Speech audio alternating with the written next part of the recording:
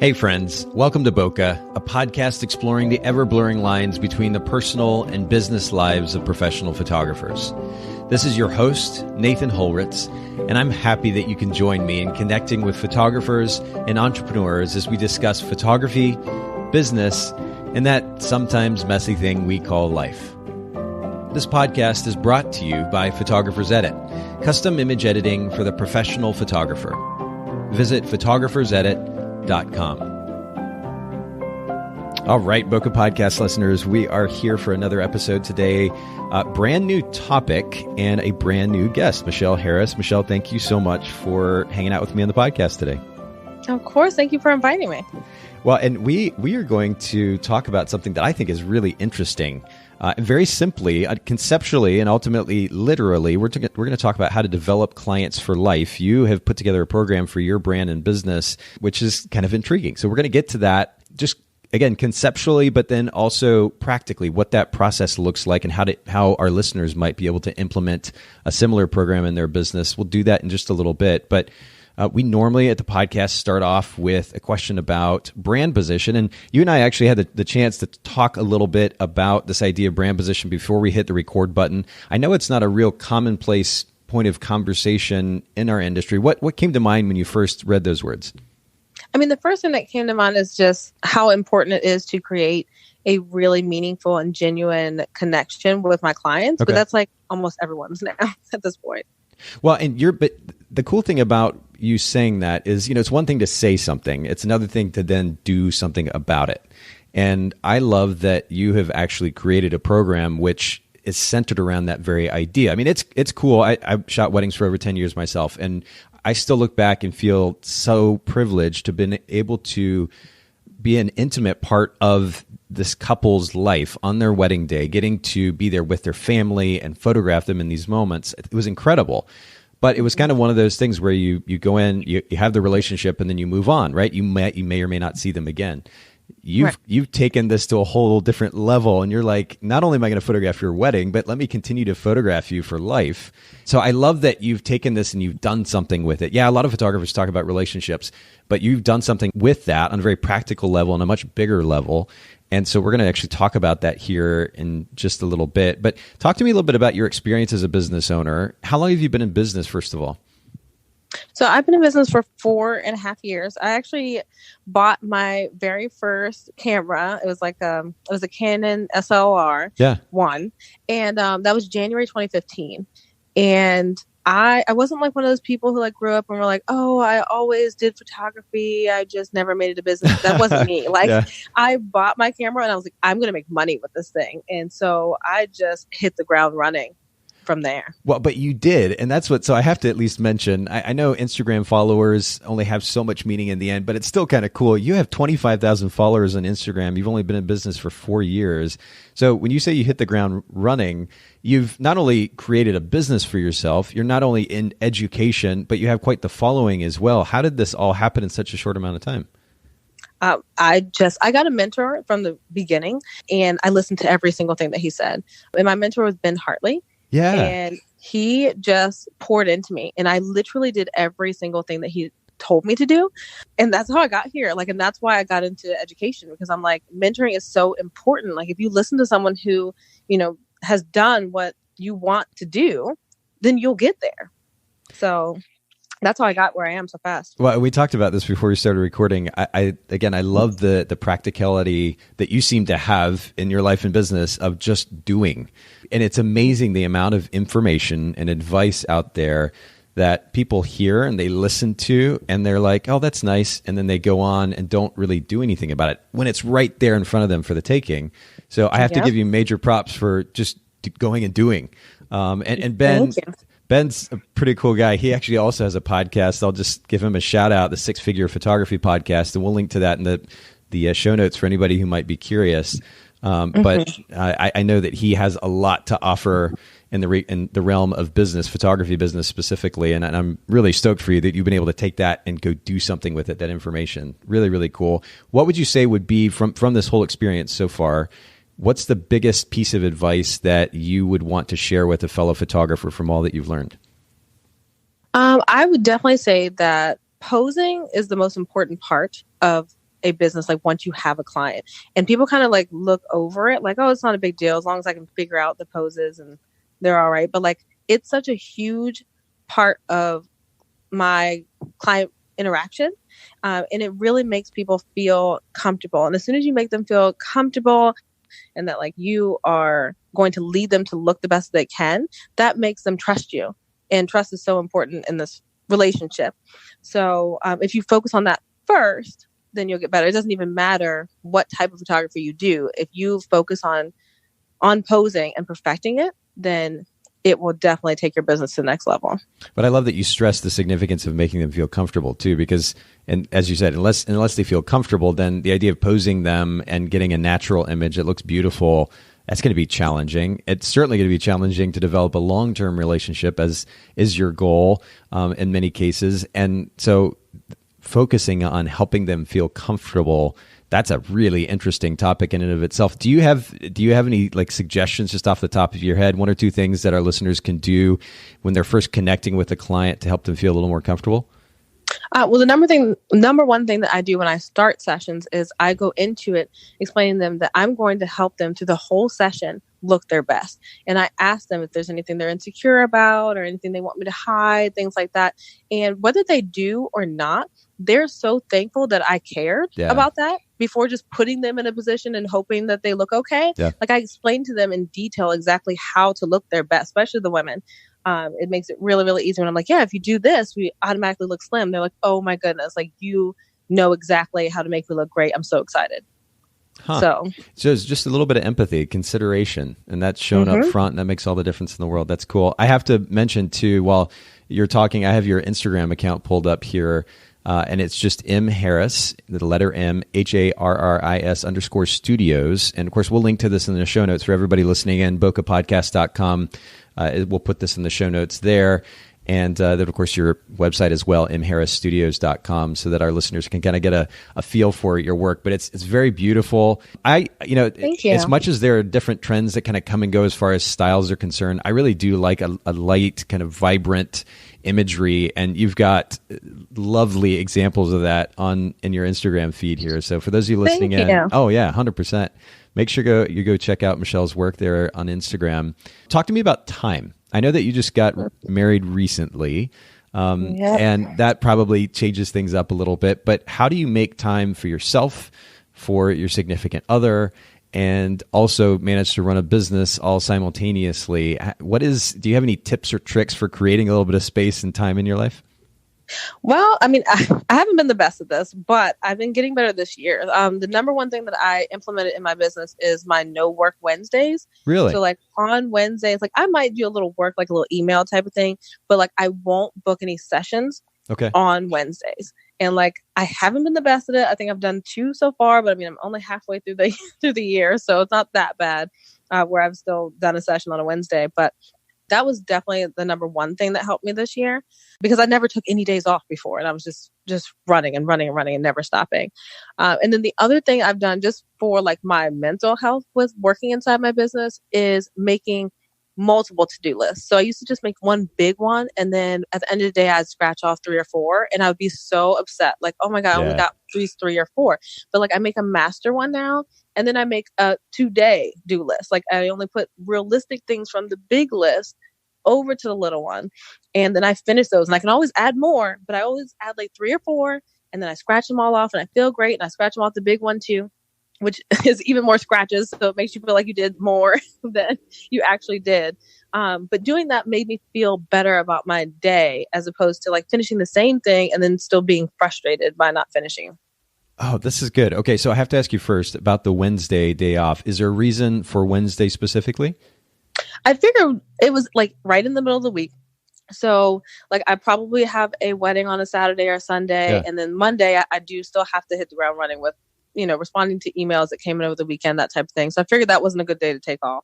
And Tuesday's like, whatever. And then Wednesday's right in the middle. I have like a good day off. And then I have 2 more and do it all over again. So it was just easiest for me to take off Wednesdays. That's cool. Now, your husband, with his work schedule, are you able to kind of spend some time together, extra time together on Wednesdays as well? Oh, yeah. So we actually only work together. He doesn't work any other job anymore. He used to be a manager at a big time steakhouse, but he is now a full-time videographer. So we work together all the time. That's awesome. And so like he's downstairs in the office right now doing something. So well, shout out to Nathan. I have to say that too, just because he's got a cool name, but yeah. That's really great. Okay. So does that mean that on Wednesdays you guys can set some time aside and go out, have a date, do something different besides being in the office? That would sound great if I would say that's what we do, but it isn't. Like, it's my day. Okay. And he's like, yeah, that was your no work Wednesday. Okay. I'm still getting work done. So like, it's literally my day. Like I will sit here and like binge watch things that like I don't allow myself to really watch in a week and just do what I do. Like I go get my nails done on Wednesdays. Like there's just little things that where I'm not shooting for sure. And then like, I don't have anything else that I put on that day where I have to be somewhere. That's really, really good. Actually, what's interesting about that too, is you pick Wednesday. That's not typically a busy day of the week anywhere else. So you can kind of get out and do whatever. And there's something to be said too. I mean, as much as it sounds cute, the idea that you guys work together, there's something important within relationships with it, which is independence, having a little bit of time to yourself. And so I think it's great that you get that time as well. Talk to me though about when you talked about creating a massive task list, and then creating one specifically for today. This very much resonates with me because I know personally that if I have a huge list of 30 things in front of me, that's overwhelming. I'm likely to put things off a little bit more, maybe not work as quickly, versus having a list of, say, 3 big things in front of me that I can focus on just today. And if I get those done, I can feel good about it and be done. Is that kind of the thought process? That's exactly the process. That's really, really cool. And I think this is good advice for everybody listening in. First of all, use or create some type of task list. If you're just trying to keep track of it in your mind all the time, you're definitely going to forget things. And it's actually a little bit more stressful because you're trying to keep track of all of that internally versus having a system where you can just dump it all. So first of all, use something. Use paper. I use a task and project manager called Todoist. TODOIST.com. We'll link to that in the show notes for anybody that's curious, but have a system. But then as Michelle is saying, have a massive, kind of an all-inclusive task list that you pull from, but then have today's list. Pull 2 or 3 or 4 tasks from that main list to the today list. Focus on those, get those done. And if you don't get anything else in the day done, the goal here would be that you've at least moved your business forward in one form or another. You can feel good about it. You've accomplished something. There is something to be said for that. So I think this is great advice. Thanks so much for sharing that. Yeah, of course. And I actually have everything when it comes to my calendar in my iCal. So it's automatically in my phone and in my computer. Yeah. But when it comes to lists, I have to write it down because there's nothing that makes you feel better about crossing something off, physically crossing it off, clicking a button and making it disappear on the computer is not as satisfying to me. So that's how I use it. That's cool. I love it. Talk to me about business or self-help book, maybe an audiobook. In some cases, some people like podcasts more than books. What's been one of the most important resources of learning for you?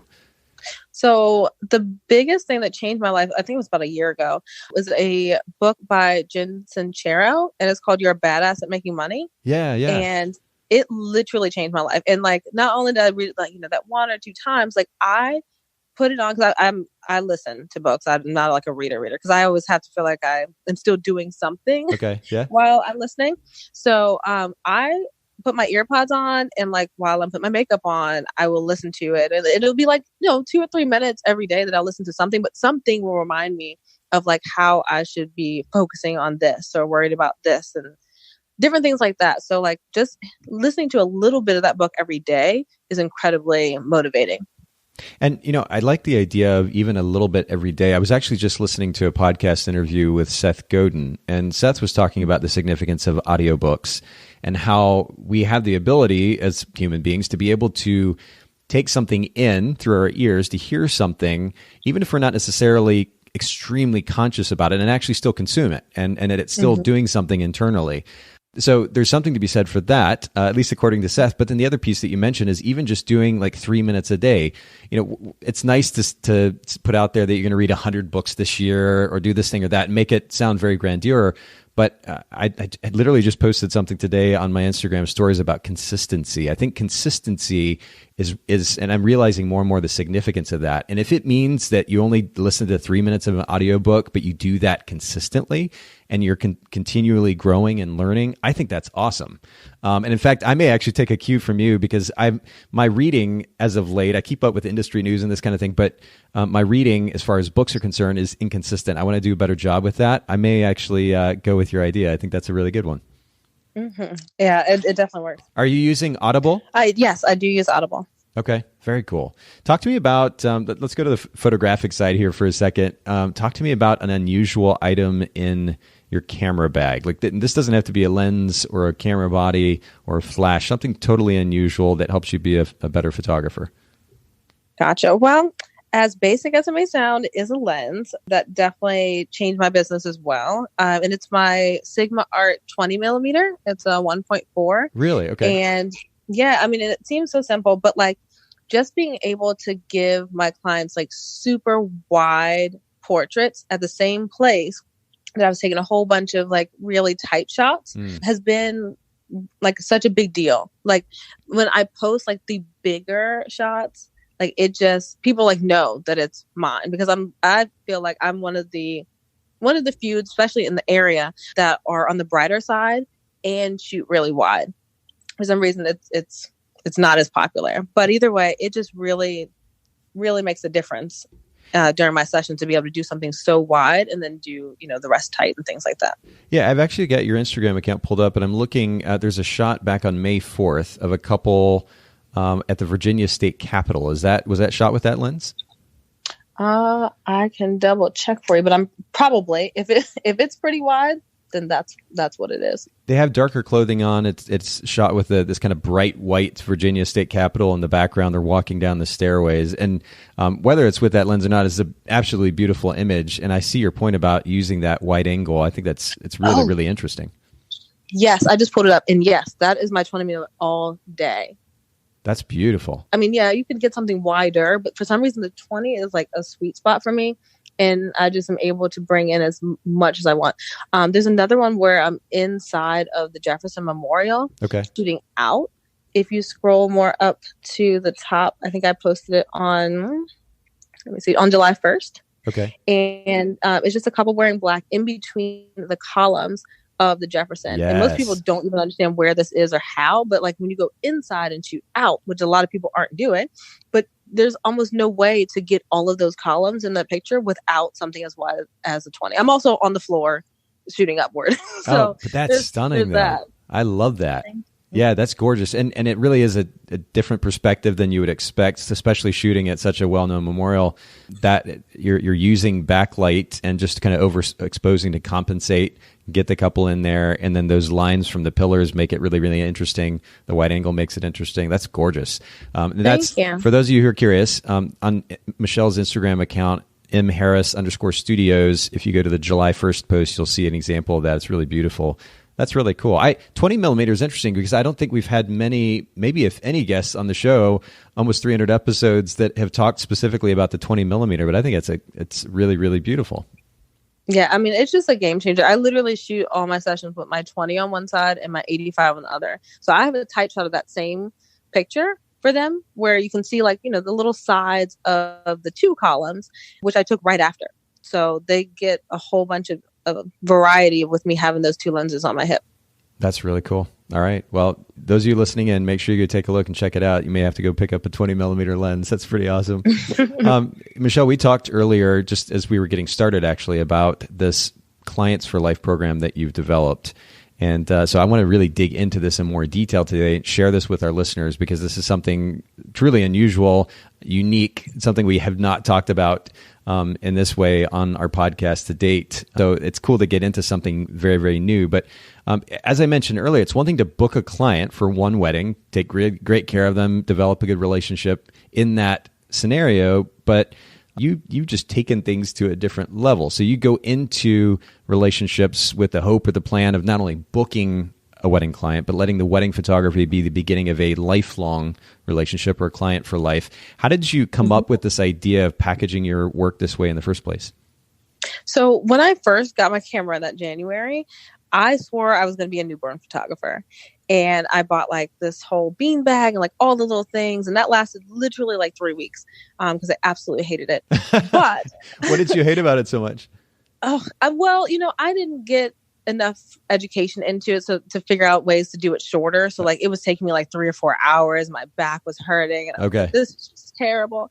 And then I just felt like the pressure of always buying new props and things like that. And I was like, you know what? I'm just not about this. Like I want to buy equipment and then just show up and shoot it and go home. Yeah. So I was like, okay, maybe I'll get into families. And so I started doing that. And then I shot my first wedding like that next month and it was over. I was like, this is it. This is all I'm going to do. But I was like, I don't want to just do their wedding though. Like I want to be here and do their maternity session. Now newborn is the one that I do tell them, give them other referrals to go to. Right. And then once the baby's sitting up, walking, any of that, come right back. and it works great because like they respect the fact that I'm not really going to do every single thing when it comes to, putting your baby in a basket. I'm just not going to do it. But they respect the fact that I tell them that you will be in better hands somewhere else and then come back. So that's just how it went. I just was like, this is how I'm going to continue my relationship with my clients because people are always trying to figure out how to get their clients to refer them. Like, of course you love on them during the wedding process, but then after, if they keep coming back, they're going to keep telling people about you. Yeah, that's true. And, I guess if you create the expectation up front too, that sets the scene or kind of frames the relationship as one that could actually go on for a long time versus you're just hiring me as your wedding photographer. And I think that's an interesting perspective. What does this program actually include? The Client for Life program, when you offer that to somebody, what does it normally include? So it includes a 30-minute free session every year.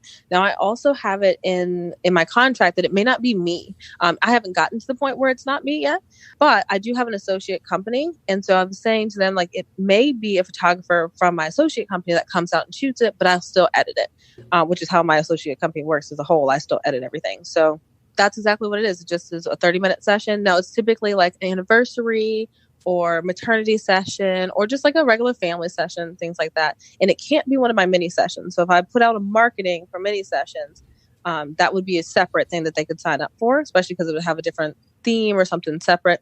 But that's what they would get, a 30-minute session every year.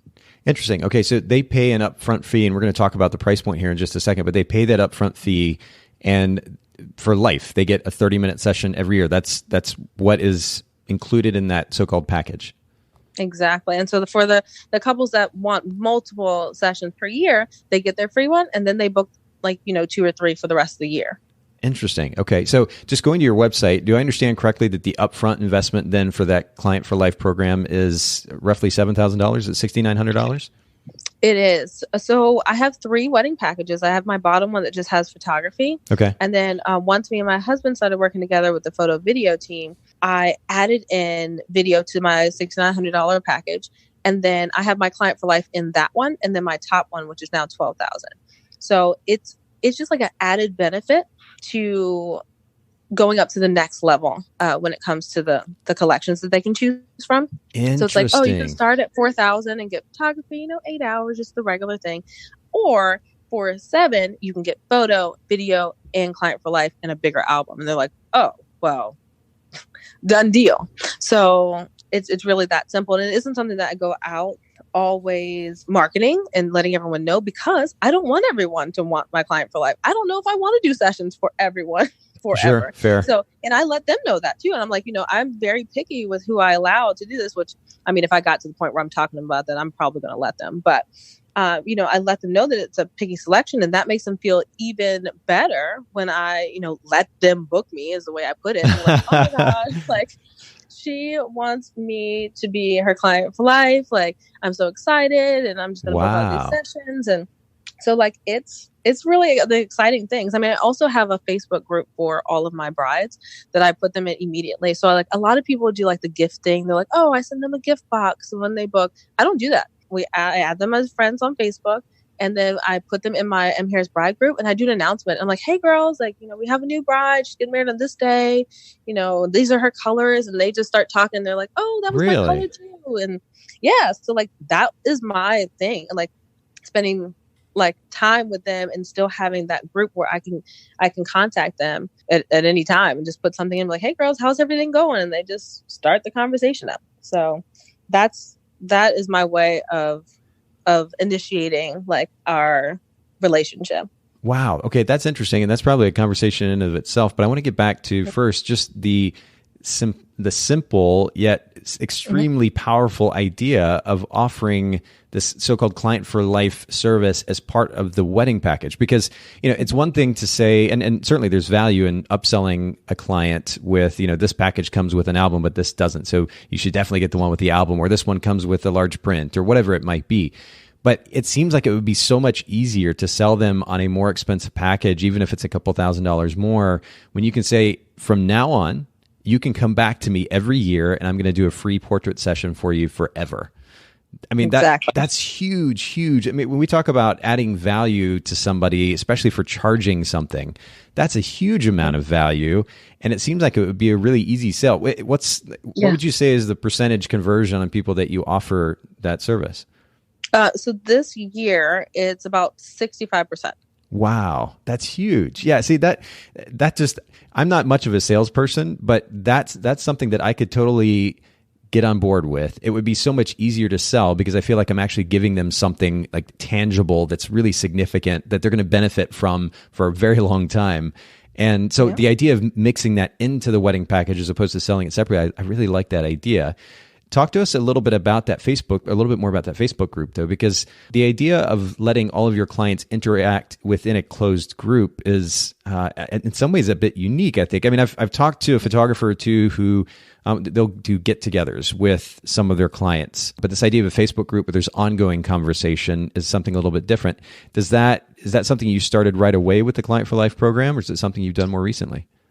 No, I started it about a year into shooting weddings. Okay. So I used to do the like events with them. Like I had a Christmas party and like I took them all to get their nails done one time. And it was like, I did a couple different things. But then what happened is early last year, I decided I wanted to brand myself as a destination wedding photographer and literally started flying all over the world doing all these sessions and weddings. And then I'm like, oh my God, like none of them are local. Like they would have to fly in for my Christmas party. That's not happening anymore. So now, instead of doing, just little events here and there, I'm going to do an annual event and it's going to be a trip. So next year, our plan is to go right now just to Miami. Okay. And just having like a M. Harris Brides retreat type of thing. Really? So they can just, they can just come out, they fly out all wherever they're at. They can all fly to the same place and we all have this big Airbnb and then we just hang out for a couple of days and do like different things. So like that's my next thing because the little Christmas parties and stuff is not going to work anymore because all my brides are pretty much all over. Sure. But I'm trying to figure out, like, this is a really cool concept that I certainly haven't heard of anybody doing this that I can remember. But what is the draw for them? I mean, at this point, is it that they have such close relationships with the group that they want, like the idea of going and traveling somewhere and hanging out with everybody is just that appealing? Or is there some other value in it for them? Yeah, no, it's that simple. Because like they sell things to each other and my word. Talk about different things. Okay. Like, after their wedding, they have extra sparklers. They're like, hey, I have this. Like, does anyone want anything? Like they literally, get to know each other. And then throughout the other events that I used to throw, they've gotten to know each other. And they're still from 3 years ago, they're still singing praises about me and still, talking to each other. And they're like, oh my God, this would be so much fun. And even if they don't know each other, like, oh my God, we get to hang out with 6 or 7 other brides or married women at this point because they're all at the same stages, or some of them just got engaged and they can help the other ones, through their process and answer questions. And, oh, I wish I would have done this on my wedding, that type of thing. So it all, comes together and is helpful. Wow. And I'm sure that the value as far as building your brand in that context is priceless, because not only did you offer them a great service, but now you've created this place where they're able to connect with other people and receive value as a result of those connections. It's a win-win. That's really huge. Do you have to spend a lot of time kind of overseeing that through the week, or does it kind of run itself?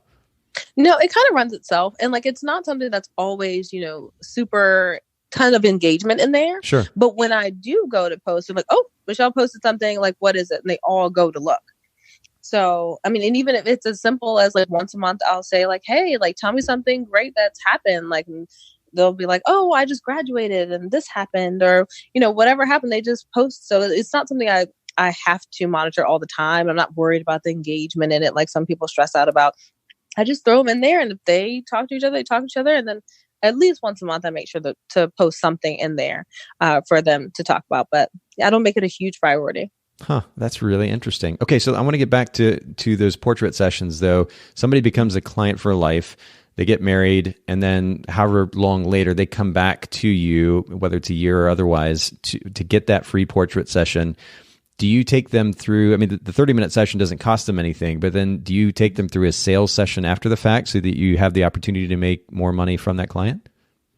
So at this point, I've gotten really, really good at convincing them that the lab that's connected to my my gallery, which I now have CloudSpot, is so much better than anywhere else that they would ever print anything, that I don't even need to do the sales sessions I used to do.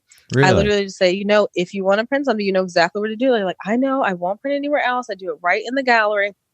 And that works for me. They go home and when they get their gallery, they go print at least $60 to $100 worth of prints every time, because I explain to them how much easier it is for them to just print it like within the gallery and send it to their friends or grandmas or whatever, instead of downloading it, printing, and then going to the post office. So I personally don't have time for, in-person sales sessions right this second. So that's how I do it. And it works beautifully because I don't have to do anything, and they always print from there. Yeah. As a wedding photographer, and I've talked about this before in the podcast, but we used Pictage, which is an online gallery, kind of similar in some ways to CloudSpot, in that not only did you have a place to host images, but clients could purchase images there as well. And I loved that, because what we would do is charge a premium up front and then just kind of let them do their thing after the fact, because I didn't want to take the time for in-sale or in-person sales sessions either. Looking back in hindsight now, as many photographers as I've heard have made just crazy amounts of money through those in-person sales. I know that I missed out, but I will say that there's still something to be said, and you pointed this out, for the significance of having time. If you've got a busy life, or you just don't want to spend time doing that thing, using tools like CloudSpot, and we've highlighted CloudSpot here on the podcast before, but using tools like CloudSpot is a great idea, because you want to be able to save that time. And clients can take advantage of a platform like that. So that's really interesting. So you just shoot the session, you upload the images, they can order prints, and you're done. Yep. That's it for the client for life portion of it. Absolutely. That's really cool. Okay. Well, just on a very practical level here, before we finish up, I'd love to just talk about maybe the logistics, kind of the practical step-by-step process of setting up this client for life program. And it seems like it's relatively simple. And I like that. You said to me before we got started, again, you mentioned the significance of just doing, and I like the simplicity of that. Are there any details or logistics that our listeners should consider in implementing something like this? Has there been anything about it that you've had to change because it didn't work? What does that look like? The one thing I would definitely highlight is just making sure that if you're going to offer this, that you put it in your contract, and like have a lawyer look over the little bitty section of Client for Life to make sure that they can't like sue you if you didn't get time to, do your session that year or something like that. So just make sure that is in there. But that's the one thing that you want to make sure. But you can make Client for Life your own. You don't have to do it where it's completely free.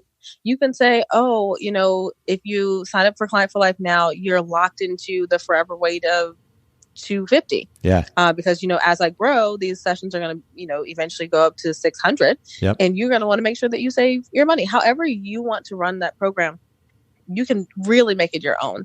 But it's just a matter of putting it out there, putting it on your website, offering it to your upcoming clients. You can offer and put a price on it for your past clients. Like, hey guys, if you wanted to get Client for Life, I know I didn't offer this before. It's, from now until Friday, you can upgrade for $500. Whatever you want to do, you just make it yours. And I like that. And again, I love the simplicity of it. Really, it's just a matter of actually offering it. And, whereas a lot of photographers talk about being able to photograph family sessions or baby sessions or otherwise for their clients after the wedding, I like the idea that you're kind of formalizing that in a sense. You're creating the expectation up front that you are their photographer for life. And you're here to take care of them, to serve them, to photograph them. Making it part of the package gives you an opportunity to upsell, which I think is really, really awesome. And you do make it pretty prominent on your website too. I'm actually looking at your website right now. It says Client for Life, best wedding photographer value. You said wedding days are but a brief flash in the lives of my clients, and yet I adore them so much that I aspire to keep our friendship healthy and connected. Seeing my clients grow into their new lives is why I offer the exclusive M. Harris Client for Life service. And then you go on and kind of explain a little bit more. But this is a really, really great, very practical, and ultimately seemingly simple way for our clients not only to better connect with and actually develop an ongoing relationship with their clients. And of course, we put a lot of emphasis on relationships here in the podcast, but it just on a very practical, financial, entrepreneurial level, it's a really great opportunity to upsell your clients. And so I really appreciate you making the time to kind of share how this works, what it looks like for our listeners. And I'd love for you too to just share, if you don't mind, where our listeners can find you online just one more time. Yeah. And I know that you've got a workshop coming up next month, and I'm sure this is not the only one that you're going to be doing. Maybe there'll be others coming up as well. Maybe you could just talk briefly about those. Yeah, absolutely. So, I mean, the best place to find me every day is always Instagram. So, like you had said, it's mharris_studios. I'm always on there in my story or posting something. But in person, I do have a Hustle and Heels wedding photography conference. It's next month. Actually, it's literally, it's next month. It's the 12th of August and the 12th and the 13th.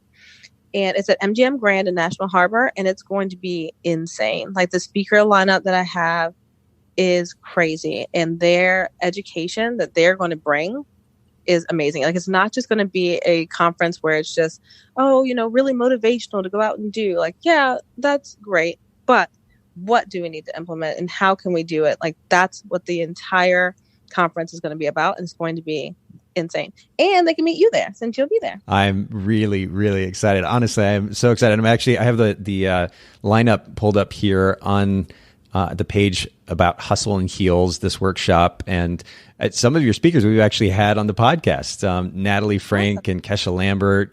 Kesha and her husband are some of my favorite people. I had so much fun connecting with them at a workshop not very long ago.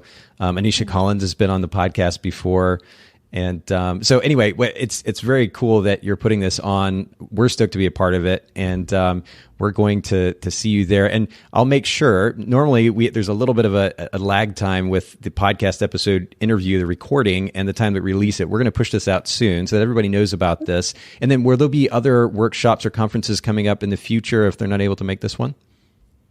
I also will be speaking at United and awesome. the Reset conference this year. Cool. Okay. So and United is so much fun too. And actually I saw Vanessa Hicks here on your list of speakers, and I've gotten the opportunity to, we've had her on the podcast as well. And I got to connect with her there at United.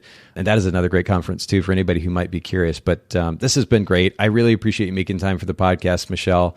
And thanks so much for sharing about your Clients for Life program. It was my pleasure. Thank you so much for having me. Thank you so much for listening to the Bokeh Podcast. Will you let us know what you thought by leaving a review of the podcast in the Apple Podcast app? And I'd love to hear from you personally with your thoughts about the podcast and suggestions about future topics and guests for the show. My email is nathan@photographersedit.com. The Bokeh Podcast is brought to you by Photographers Edit, custom image editing for the professional photographer. Visit photographersedit.com.